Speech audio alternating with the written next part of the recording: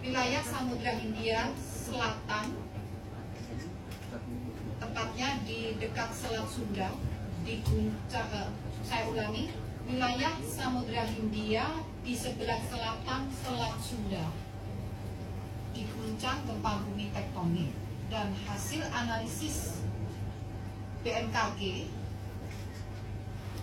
gempa berkekuatan 7,4 yang selanjutnya dimutakhirkan menjadi berkekuatan 6,9. Epicenter gempa bumi terletak pada koordinat 7,32 lintang selatan.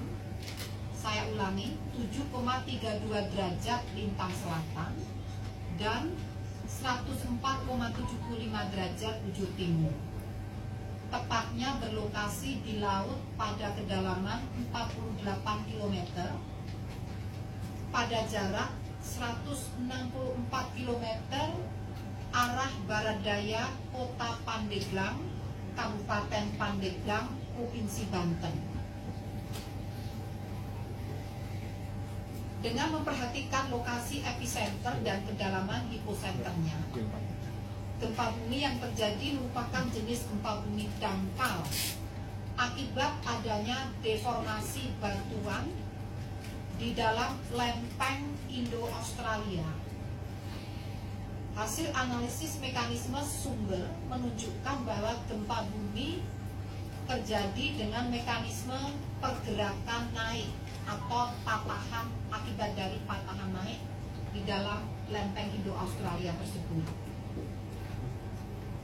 Dampak dari gempa bumi kami catat berdasarkan alat pencatat yang ada di BMKG yang diverifikasi dengan laporan masyarakat, menunjukkan bahwa guncangan gempa bumi ini dirasakan di daerah Liwa, Tanggamus, Bandar Lampung, Krui, Surade, Sukabumi, Pandeglang, dan daerah-daerah tersebut mengalami guncangan dengan intensitas skala 4-5 mmi. Artinya, getaran dirasakan hampir semua penduduk, barang besar bergoyang. Kemudian juga dirasakan di daerah Kebumen, Banyumas, Tanjung Sakti, Kabupaten Lahat, Ciputat, Pamulang, Serpong, Kota Tangerang, Cilacap, Bengkulu Selatan, serta Kaur dengan tingkat guncangan skala 3 mmi. Skala 3 mmi artinya getaran dirasakan banyak orang, jendela atau pintu berderik. Kemudian juga dirasakan guncangan di Klaten, Yogyakarta,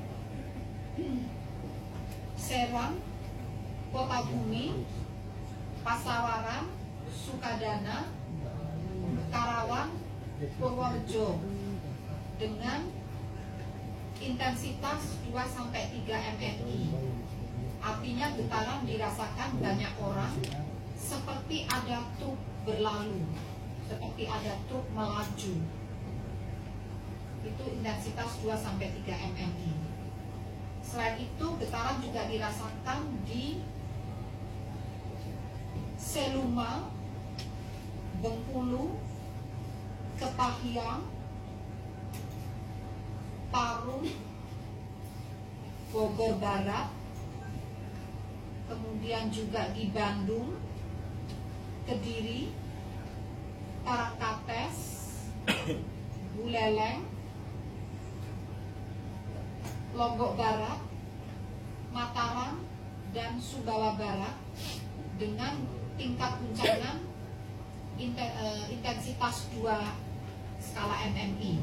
Artinya getaran dirasakan beberapa orang dan benda ringan bergoyang.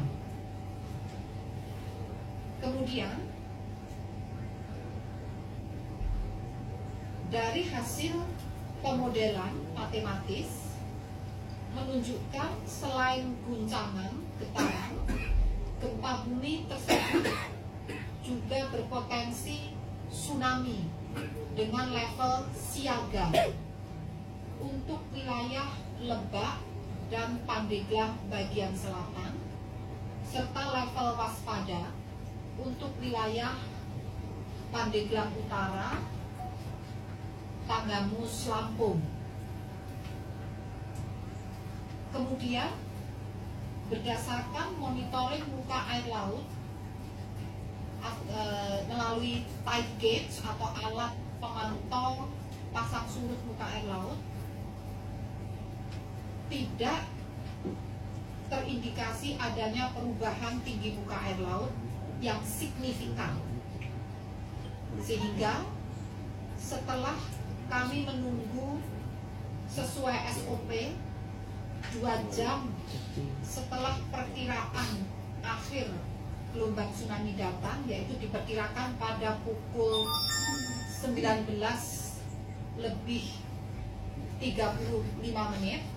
maka SOP mengatakan ditunggu 2 jam setelah 19:35, yaitu pukul 21:35, maka peringatan dini potensi tsunami diakhiri bukan dicabut, jadi diakhiri.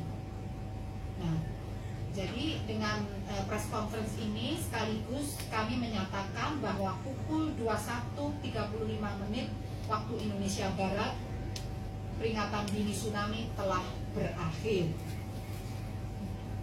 Bagaimana dengan gempa susulan? Hingga pukul 21:35 waktu Indonesia Barat, BMKG belum mencatat adanya gempa susulan. Jadi tidak terjadi gempa susulan sampai pukul 21:35. Kemudian rekomendasi yang perlu disampaikan kepada masyarakat adalah: 1. Berhubung peringatan dini tsunami telah dinyatakan berakhir, maka bagi daerah yang mendapatkan peringatan dini tersebut, masyarakat dihimbau untuk kembali ke tempat masing-masing. Yang kedua, masyarakat dihimbau untuk tetap tenang, namun juga waspada apabila terjadi gempa bumi susulan. Jadi tetap tenang namun waspada, dan juga dihimbau agar tidak terpengaruh oleh isu yang tidak dapat dipertanggungjawabkan kebenarannya. Selain itu, masyarakat diminta untuk menghindari dari bangunan yang retak atau rusak diakibatkan oleh gempa.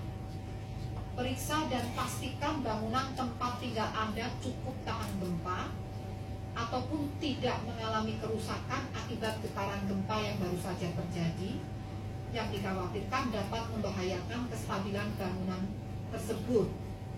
Sehingga sebelum kembali ke dalam rumah, dihimbau untuk mencek sekilas apakah bangunan di rumah Anda masih tetap aman dalam arti terhadap ancaman gempa bumi. Kemudian pastikan informasi resmi bersumber dari BMKG yang terkait gempa bumi dan tsunami ini, yang kami sebarkan melalui kanal komunikasi resmi yang telah terverifikasi, yaitu Instagram ataupun Twitter @info-bmkg, kemudian website di www.bmkg.go.id atau di inatews.bmkg.go.id ataupun melalui mobile apps Info BMKG dan WRS BMKG bagi Pemda. Sekali lagi kepada masyarakat dihimbau agar tetap tenang dan tidak terpengaruh oleh isu yang tidak dapat dipertanggungjawabkan kebenarannya. Demikian.